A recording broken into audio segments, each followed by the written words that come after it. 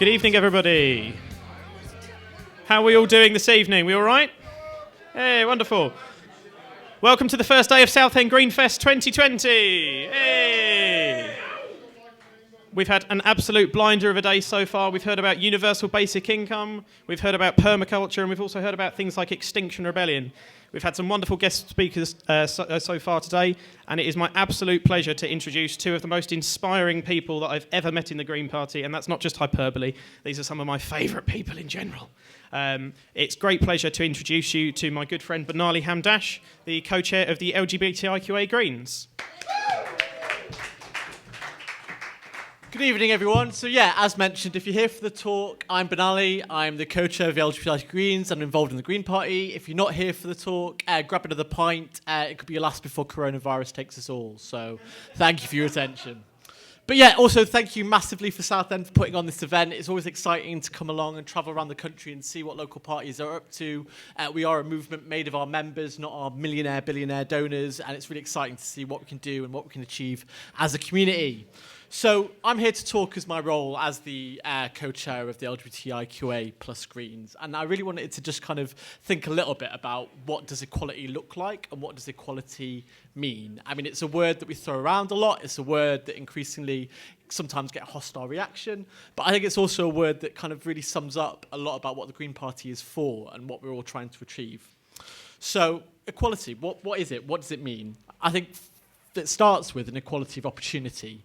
You know, no matter who you're born to, no matter who you love, no matter what your gender, it's the idea that you get the same opportunity to have a good education, to get a job, and to build a life as much as anyone else. I think it's also about having a freedom from violence. So not having to fear being beaten up in the street, not having to fear being attacked at school or bullied or called names.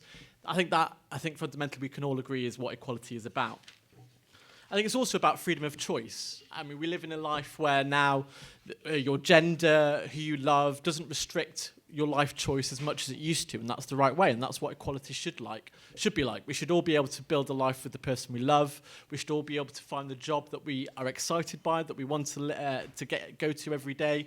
We should all be able to actually make a living out of meaningful contribution towards society.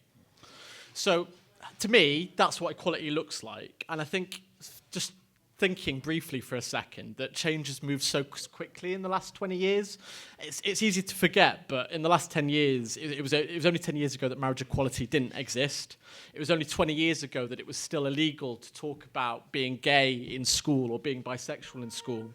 And, you know, we have an entire generation that is still living with that legacy of being taught and raised with the fact that we're not as equal as someone else. We won't have the same opportunities, and somehow the lifestyles that we might choose are shameful or not as equal. And so the impact of that is still something we have to live with. And so I think, again, equality looks like trying to make redress for that, trying to make sure everyone has the right support and the same opportunity. And I think particularly the big flashpoint right now, and the thing that makes me perhaps the saddest, is about trans rights. You know, we have a society right now that is saying some really horrific things about trans people. We have national tabloid media papers that are calling trans people predators, that they're calling them all kinds of names, and the impact on that for people who are, you know, just starting out and realizing who they are. I can only imagine how horrifying and toxic this debate is right now, when all people are looking for is equal recognition in the law, access to the healthcare that they need, and, you know, an opportunity to build that life, meet the person they love or don't, or the life that they want to build, and get a job. And I think it's a real shame that we are kind of living in this really kind of hostile time. And I think fundamentally it should all come back to, I think, a mantra that's coming out quite clearly right now, and it is that mantra of be kind. You know, the kind of what happened to Caroline Flack was horrifying. The idea that anyone felt compelled to kill themselves in a toxic stew of kind of online abuse is really distressing. But I'm also kind of really cheered on by the fact that almost 1 million people felt moved enough to sign a petition to say, actually, we want to live in a better world. We want to be kinder to each other. And I think fundamentally, all this undercuts. I think if you walk into a room and if you don't know everything about everything, I think that's fine. But if you walk in with that mantra about being kind and being understanding, I think that will get you a long way. So I'm really proud to be a part of the Green Party. I think the Green Party has always kind of led on these issues. When Labour refused to back marriage equality, we were the party campaigning for it. When Labour was equivocating on whether or not PSHE in schools should be LGBT inclusive, we were at the forefront of saying, actually, no, it should be.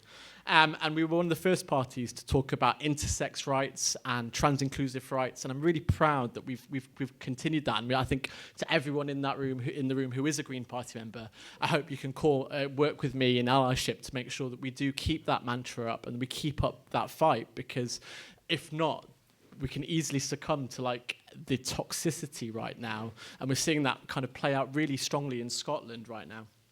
So, what does being an ally, what does being a kind person mean in today? And I think there's just a few things. And I think it's fine to ask questions. We all have to learn. We've all been on a journey where we didn't understand certain words, we didn't know certain things. So the opportunity to ask questions is fine. Also, we live in a world now, thankfully, where the internet is a wonderful thing. You can find out a lot of things on Google. But the resources out there are fabulous, and it is a very different space from 20 years ago. And I think fundamentally as well, meeting people is the biggest change that we've seen towards social attitudes in the last 20, 30 years.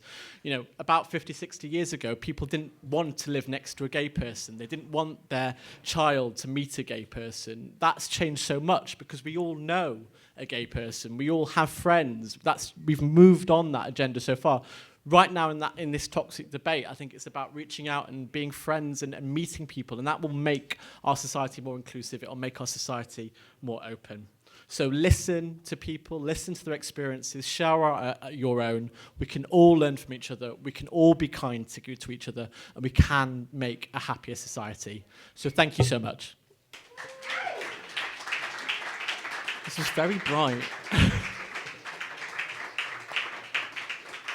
Any questions at all, or comments? So where do you see the Green Party positioning itself with regards to the next fight in LGBTIQA rights? Like you said, about trans, intersex, and with regards to non-binary rights and recognition legally. What is it specifically that the Green Party is leading on that call and leading on that charge? I mean, it's just basically what's happening in Scotland is going to come to England. So we've got a situation where basically if someone is trans and they want legal recognition under the law, they need to change their details. They have to go through a really cumbersome process. It can be up to 2 years. They need to get their doctor to sign off it. It's a really long and complicated process. And that's not fair or right on anyone. So actually we want a more streamlined process. But there are opponents of that who argue that it shouldn't happen. And sadly, they are using scaremongering and attacks on trans people. We've had national newspapers call trans people predators, rapists. It's exactly the same kind of attack politics that we saw against gay men in the 80s and 90s. It's really sickening. And I think the Green Party absolutely has to be at the forefront of saying, again, be kind, look at this process, it needs to be better. We need to trust people and engage people. And we also know that these changes are made elsewhere. It's not like they've just been created in England. They exist in Malta, in Ireland, in Argentina, across the world, and they make lives better for trans people. So we have to be fact-based, we have to be honest, and we have to be kind.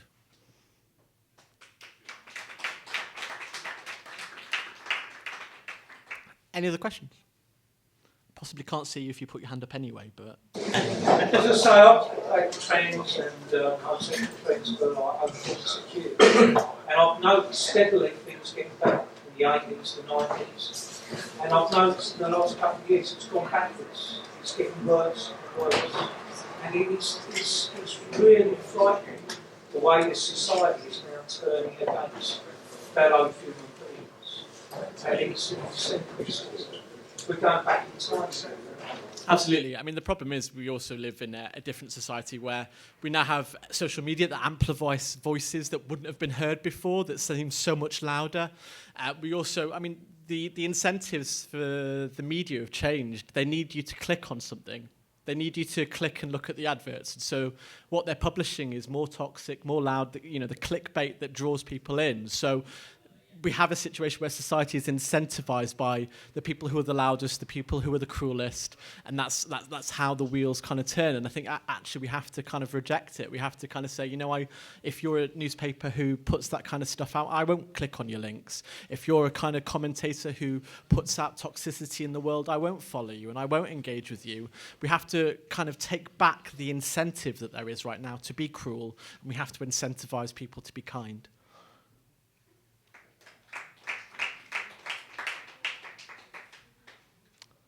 Thanks very much. Oh, sorry. Yeah.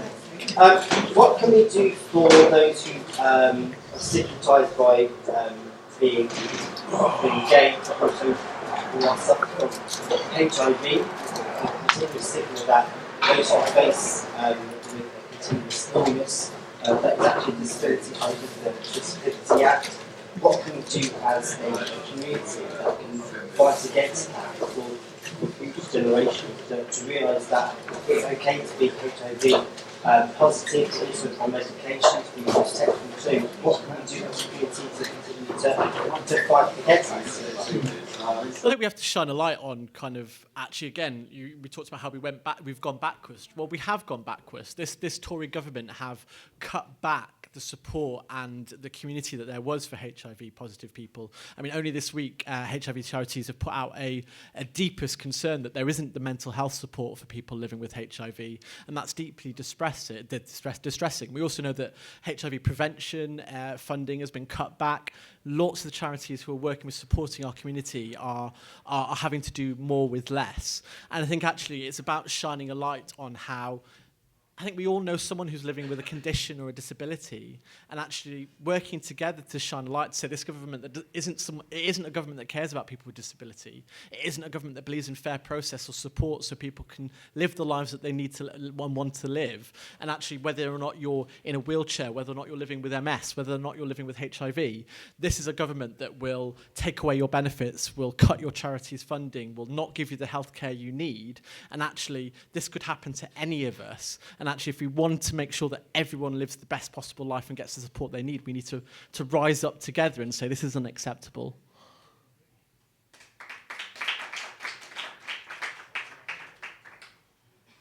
Any other questions? Right, thank you very much.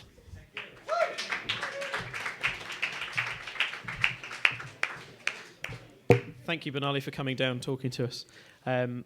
I'd just like to also point out that this event only would have happened if it wasn't for the support, massive support that we've had, not only from the Green Party nationally, but from our guest speakers, but also from the wonderful volunteers that we have in our local branch as well. We're using this opportunity not only to talk about green politics and green policies, we're actually also using this as a fundraising opportunity. As was previously spoken about by Benali at the start of his talk, we're not bankrolled by the banks. We don't have these large financial donors that the other parties can rely on. When you get a Green Party leaflet through your door, that's been paid by a local volunteer. We really do struggle with money in the local Green Party, and it would be massively beneficial if you can put in a couple of quid in the donation boxes that we do have on the bar. That's the plea for money aside.